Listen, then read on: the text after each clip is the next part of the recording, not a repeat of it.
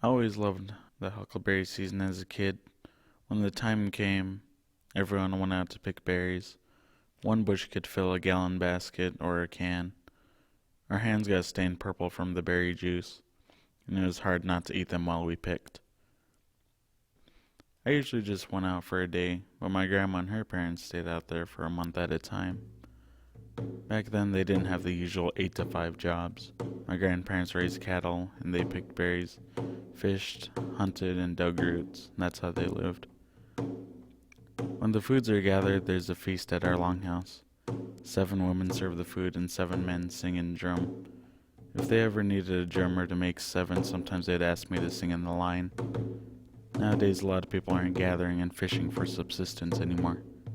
They do it to sell the food instead. In some ways, that's okay. That's just how they're making a living. In other ways, it's not. Some people dig the huckleberry bushes right out of the ground and rake the branches instead of taking time to make sure they can keep growing back each year. And with each generation, the berries come in later, so there's less time for harvesting. They're also maybe half the size they used to be. You'll be lucky to get a gallon from 3 to 4 bushes. I think it has to do with the decline of the snowpack and rainfall, the timing of the last freeze, the first flowers, and the first rains are changing.